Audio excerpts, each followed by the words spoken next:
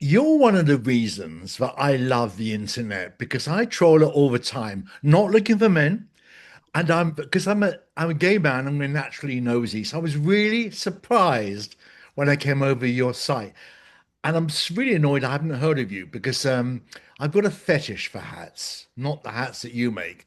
But can we start at the beginning with your story? How did a working class boy from Leeds end up making couture hats? I think that I started by being like a drag queen and a diary writer, like a diarist and a storyteller, someone that loved making theatre and the stagecraft that went along with it. And I just found that the work that I was making was getting smaller and smaller. Like I wanted to make shows, and then I realized that I could actually do more if it was just a one man show, and I packed all the ideas in, and it was just me and a stage and the outfits that I wore, and then it kept getting smaller until it was like quite a concise object, and it ended up being the hat. So I like to imbue the hat with all of the rich storytelling that I would have put into any of the projects that I would approach. So yeah, that there's elements of like my history, like what I studied English lit. I've kept a diary all my life. I love to like Really? analyze and like yeah, approach with things that have happened in my life with deep thought. So through that, I've always been interested in other characters and extreme characters and people that have kind of interiors. I feel like Mhm. because the way that hats are worn, they they're not like clothes that disappear into the body like some, like dresses that are like form and things that are form fitting can like disappear into the body. Mhm. But I think hats are so worn, they are so much about the exterior and the decoration. So I feel like because of that, almost paradoxically, they're great objects for talking about the interior, like what's happening on the inside. And obviously, it goes on the head, and that for me is like the tiniest theater of them all, like the what's going inside one person's head. So I think that's how I arrived there. So save everybody around the world Googling. Just tell us what your drag name was. I've had a couple of All drag right. incarnations. Um, I had Minty from Leeds, which was a more like relaxed drag character. I performed almost as myself. It was like a reflection of Yeah. myself, of Barnaby, and um, I wore a lot of my hats. I did a lot of stand up. Like there was a one man show, and also obviously like I danced and hosted in clubs and things. Yeah. And then before that, I had my first drag character, which was Bambi, which was a more extreme, sinister like explosion of like creativity. So I think it ended up being a bit of like a finishing school for me. Like there's all of these things that I wanted to approach creatively. And then having drag where there's like weekly Mhm. deadlines, so that you're doing a show on a Tuesday and then a show on a Friday and then there's something else happening on a Saturday. So it's like you have these big ideas. Like you can't put Yeah. on a theatre show that changes 3 times a week. So I learned how Mm. to kind of make these high impact objects, and it ended up being like a finishing school. Bambi was more like, oh, I can be a little bit sexy, I can be a Yeah. little bit scary. I want to like have eyes on me so you can see this thing that I've made and this story that I'm telling. And then Minty was getting close to, oh, I've learned these skills. I know how to tell stories now. I'm going to do it in a more refined, natural way.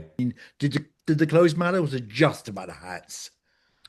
I think the drag was maybe partly to do with not just storytelling, but Mhm. like control. Like, you Mhm. know, it's very difficult as a working class person to have the control to tell the story you want to tell. Yeah. And when you grasp the power to tell that story, it almost feels like you have to do it with some incredible force or even aggression.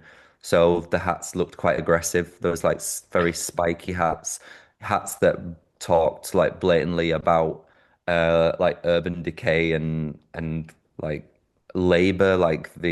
I use lots of objects that are associated with labor, like cleaning tools and thing like outfits that people would wear from working on the roads. So yeah, I wanted to tell stories in like an authentic way. Ask you though, is you've got this working class verb and doing these performance hats more, but now you're making money or making a business as a couture hat maker, which is a big jump from having, well, let's say having fun. I know you make masks and installation pieces. Is this a necessity or is this what you want to do with the couture hats? Well, for me, there's no difference between the little steps that I've made in my life, like Mhm. from doing drag and like moving from different art institutions. I think that obviously I'm interested in identity and the self. And I think that it again ties into keeping a diary and wanting to even describing drag as a finishing school. I mean, the world is your finishing school. Why would you not want to continue to refine something that you've discovered that helps you say something about who you Mhm. are? Do you work with garment designers and as part of their collections add hats? Yeah, I have. I've worked with. If I really align with the Mhm. designer, I'm really, really happy to collaborate with them, and produce like millinery for their collections. I've worked with Adam Frost, who's a friend of mine, and it was a couple of years ago now, but they've done a few London Fashion Week shows, and I did the millinery for their shows, and that was a great pairing. I'd be more likely to, collaborate with someone that I've got like a strong affinity Mhm. with, and like our time together would serve us the same way like an exploratory collaboration would. Do you know what I mean? Yeah. Is there anybody out there in the field right now you admire, like Philip Tracy or Stephen Jones? Is there anyone you admire on that? And can you see us compare yourself in any way, shape, or form? I admire all of the milliners that came before Mhm. me for different reasons. I mean, discovering Philip Tracy was like a moment of revelation just Mhm. because I really saw how this person had refined a craft and was able to kind of make art objects within like the materiality of millinery. And I thought that was a moment where I thought, oh, this isn't just about making hats really, really well. It's something else. Yeah. Um, but then there's something about everybody Mhm. that has like made a lasting impression on me. But I don't want to be like I don't want to be the next of anybody else. Yeah. But we should warn people they shouldn't take your number and phone you up for Mother the Bride hat. You're not going to do that, right? I like to think that some of the work that I make is for exhibition. Artists have worked out how British crafts have so much potential by being like historical Mhm. and being decorative, and you can kind of play with the role that they've played in society over the years. I'm talking about tapestry, I'm talking Yeah. about ceramics, and there's something subversive in using these decorative arts and